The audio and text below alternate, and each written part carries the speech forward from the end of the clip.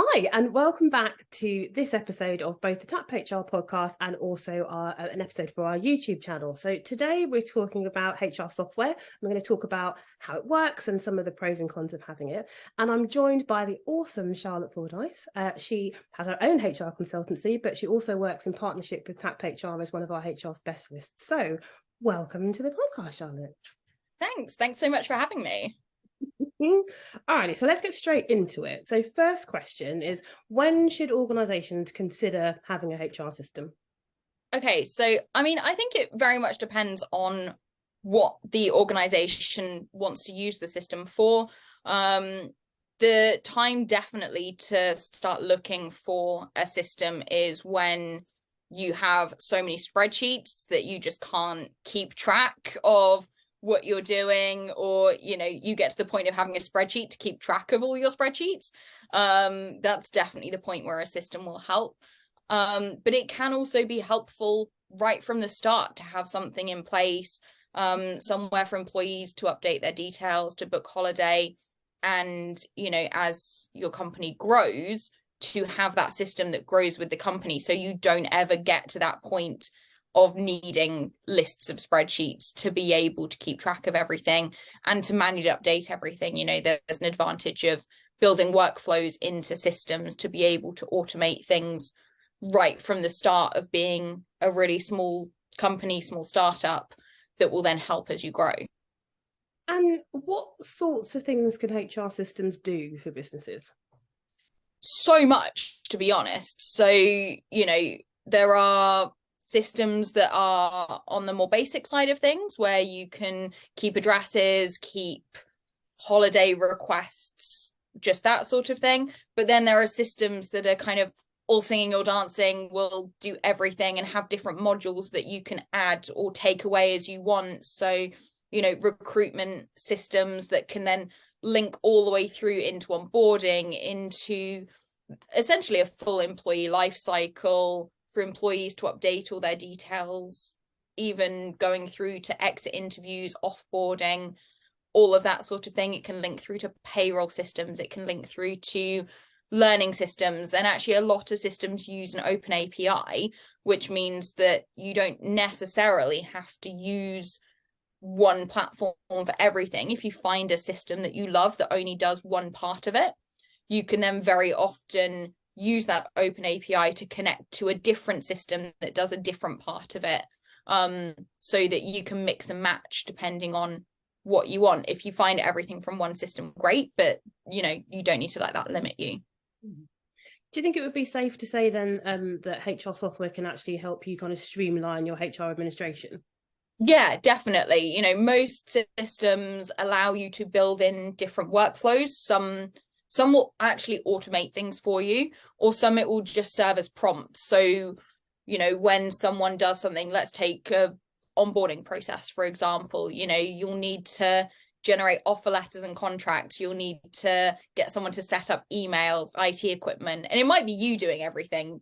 And that's still useful to have that checklist every time, because, when you've got hundreds of things that you're doing yourself, it's very easy to forget that in 2 weeks' time you need to create someone's email for them to join, or it might be that it goes to a few different people within the company. So even if it's just a workflow that prompts someone to do that when the previous step has been completed, that can be super helpful, even if it's not a full automation. So, there's definite advantages right from the start of having that. It really helps with compliance as well, and making sure everything's done, and making sure everything's stored in a kind of GDPR compliant way as well. That's cool. So for small businesses then, what should they be looking for when they're picking a HR system? So I'm a small company, I've figured out that my spreadsheets are a little bit out of hand and I think I need a HR system. What kind of things should I be looking for? So I think it's going to depend kind of company by company. So the way I've done it when I've worked with companies previously is to really kind of dig deep and find out what they want from their system. What are you going to use your system for? What are your employees going to use your system for? And what's really critical and what's nice to have. There are some things as simple as, can someone put a nickname in the system. Some systems don't allow that. Some systems you can customize things as much as you want. Some have a preferred name option built in.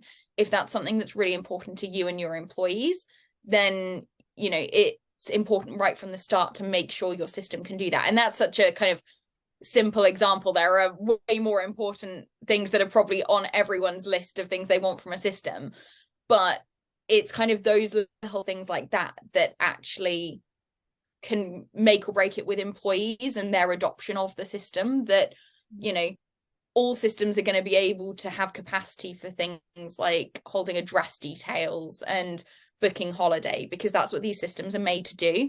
But it's those little things and the little customizations that it's important to find out right from the start what's going to matter to you and your business and your employees, to then be able to identify that when looking at systems. So all companies that provide HR systems will be able to send information through. They'll be able to do demos, all of that sort of thing, for you to be able to get more of a feel for it.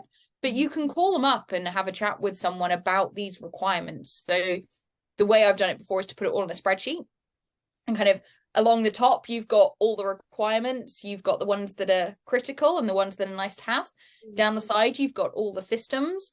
Looking at budgets as well. Some you might rule out immediately because, you know, there are some systems made for huge companies and they start at, say, £50,000 a year, which is not what you're going to want as a small business.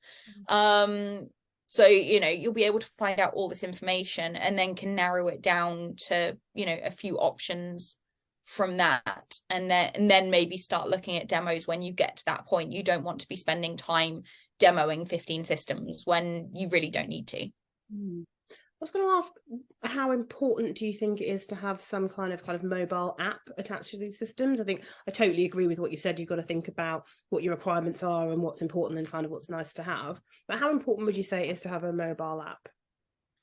I think it's going to depend on the company, to be honest. So, you know, some systems have a mobile app attached to it, which is a very kind of different look and feel to just logging on the website, and there's much better functionality with the app. So, for example, if you're the sort of company that everyone has company issued smartphones, that might be something that's more of a priority. If you're a company where actually people aren't really on their phones a lot, maybe actually your workforce don't have smartphones particularly or need them for their job, it's not something that people will necessarily want to have on their personal phone, and that's, you know, totally fine if they don't want it on there. But it does just mean that, you know, they'll need to either log on a laptop, or most will have a mobile website functionality as well. So even if it doesn't come with an app, people would still be able to access it on the go. It may just not work quite as well as an app specific kind of functionality would do. Cool. So we've talked a little bit about kind of whittling down the different companies and the different functionality. How would you say companies should go about choosing the HR software that they need? So I think once you whittle it down to those sorts of probably 2 to 3 systems, definitely get them to do a full demo of the system so you can really see how it works. Normally that demo platform will have sort of fake employee data, normally from a TV show or something like that, so you can really see it, how it would work for employees. You also want to be able to see it from different perspectives. So normally a manager will have more functionality than an employee, and an admin, which would typically be either for HR or finance or kind of company owner level, will have not only more functionality to be able to view everyone's record, but also probably some level of back office functionality as well to make edits behind the scenes.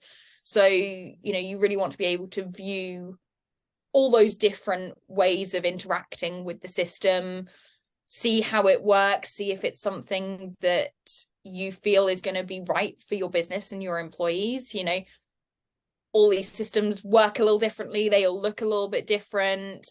Some have options to brand it, some don't. Think about how important that is to you and your company as well. And then really go from there.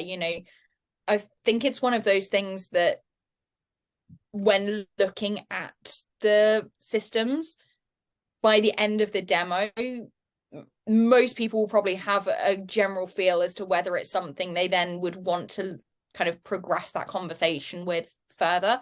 And there are some systems that actually, when you see the demo, even if it ticks all the boxes on your spreadsheet, you might go, actually, the way it works just isn't going to fit with our business. It's not the way that, people tend to interact with that sort of admin side of things. And that's totally fine. There will be a system that does work in that way.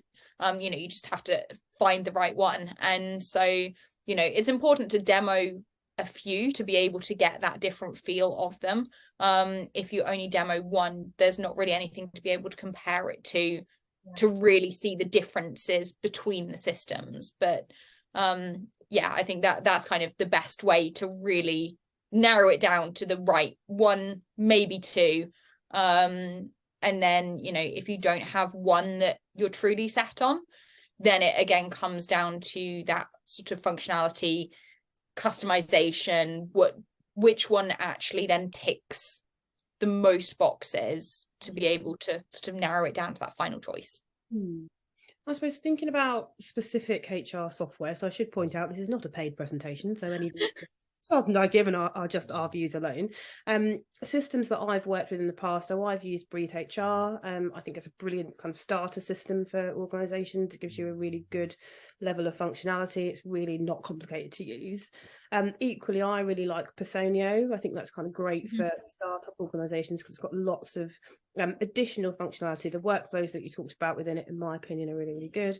And also it does things like it will automate kind of contract creation. It has kind of a similar kind of DocuSign facility within it. So you can kind of do everything within that system. And then equally, I know we are both fans of Sage and what Sage HR does. But I suppose the thing for me is when you get to the levels of kind of needing to use something like Personio and Sage HR, I think it's important to also be considering whether or not you need like someone like you or I to kind of manage the system, because also when you're getting to those kind of levels, you've got quite a lot of data and a lot going on. Are there any other systems that you've worked with that you would recommend or that you like using? Yeah, definitely. And I will add as well that I'm not affiliated with any HR system. I just have personal preferences from ones that I've interacted with and implemented in the past. So you mentioned Sage HR. So that is one. There are two levels within that. So Sage HR is that sort of similar interaction to Breathe and that sort of system for smaller companies, and then you can kind of grow that into Sage People, which is its slightly bigger version. That's a system that I really love from a reporting aspect, and is one that is fully customizable. So I think it's kind of just being able to look at, right, what size company are we now? What size company do we want to be as well? Because that's also needing to be a consideration within this, that if you get a system that is for, say, up to 50 people, if within 18 months you plan to be at 200, maybe start looking at that system right from the start, because it's not something that you implement in an hour. There is a lot of data, like you said, that needs to be transferred. You do potentially need an HR consultant or an HR manager in-house to be able to manage that sort of system, because there is a lot of work to be done from an implementation perspective, but then keeping it up to date, keeping all that information filled in, reminding employees when they join to fill out all their payroll information, all of that sort of thing.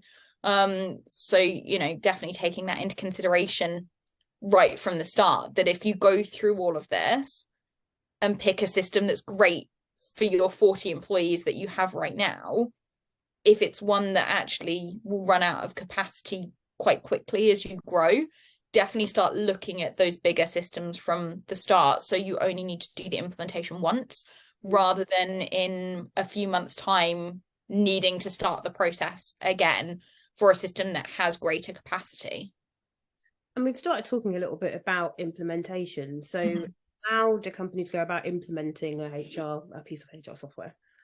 So all the companies that provide software will be able to help and support with the implementation. You'll never be on your own and left to your own devices. They all have special teams that work on implementation, so they know exactly what they're doing. Some are more kind of out of the box systems, I suppose is the best way to describe them, that there isn't a huge amount of customization available. Whereas some systems, you can brand them to your company logo, company colors. You can customize every single field with what it's called, add new fields wherever you want them. Although they do tend to be the slightly bigger systems that do that in terms of kind of company size and growth.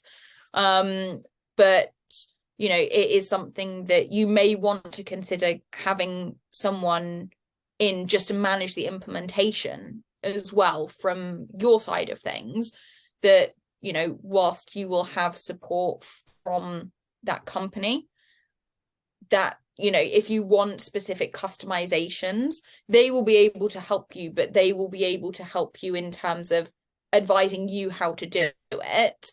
So it may not be something that anyone in the company, you know, if you're a small company, has capacity for to be able to do. So, you know, you may want to look at getting someone in just to be able to manage that project and to be able to really, I guess, make that system what you want. Because if you can get it set up right from the start, not only is it better from a kind of employee engagement perspective that you've got this system and it works perfectly and it does everything that you and your employees need, it also actually just saves a bit of time later down the line with needing to go back to them and asking how to make changes and then asking your employees to go in and update fields and that sort of thing. And obviously I know that you've implemented quite a lot of this. Are there any kind of tips and tricks or things that you've learned along the way that you think it would be useful to share with our listeners and viewers? Yeah, so I guess the main thing is to really think about how you want it to look from the start. So when you've picked the system and you know what that platform looks like and what's customizable, really think about how you want to customize it. So, you know, do you want your company logo? Do you want it to be in your brand colors? Do you want to call it something different? You know, we've had names where I've implemented systems before of things like the hub and that sort of thing, so that internally that's what it gets referred to, rather than saying, oh, can you log this in the HR system? You kind of are directing people to this specific place. Think about if you want to add policies to it. Think about, you know, what integrations you might want. You mentioned DocuSign. A lot of systems integrate with DocuSign. You know, do you want to be able to generate contracts? Do you want to, if you want to use it for onboarding, do you want to create some videos with your employees to have on there so that when a new employee joins, you know, there's a welcome video and all of that sort of thing. So, you know, start thinking about these sorts of things and think about what language already gets used within the company as well. So, you know, if you use specific terminology and you're going to be asking people to update fields for that, think about how you'll rename that in the system right from the start, so people know exactly what you're referring to. People know exactly what they're looking for when they go in, even things down to regional differences. You know, if there are a lot of systems, and Sage People is one of them, where you can edit it per region as well. So that can be quite handy if, you know, you're a multinational company, to be able to have different setups for employees in the US showing their public holidays, using terminology like vacation instead of holidays, all of that sort of thing. So think about what's going to make the most sense from an employee perspective, which actually may not be the same as from a kind of founder or HR perspective, but what are your employees going to do with it, how are they going to use it, because they're the ones that are going to kind of be in there day to day needing to update things. So that's probably the main consideration I would suggest. Stuff. Fab. I think that's pretty much all of my questions, unless there's anything else that you think would be super useful for people to know. I guess the other thing to think about as well is data and reporting. So I'm a big fan of having lots of HR data available. Trish, you definitely know this about me, that I love a bit of data and analysis. But you know, HR is typically one of those departments that in the past hasn't necessarily had data, or needed to provide data. But I do think it is much more impactful to be able to, you know, when you're talking to heads of other departments, for example, to be able to give specific stats rather than kind of a more general overview of things, in the same way like a sales team does and all of that sort of thing. And some HR systems can really help with this. So if that's something that is important to, you know, you and your business, add that into one of the things to really consider as part of that initial process of looking for a system. Think about any sort of dashboard you might want to create, how it would report on those.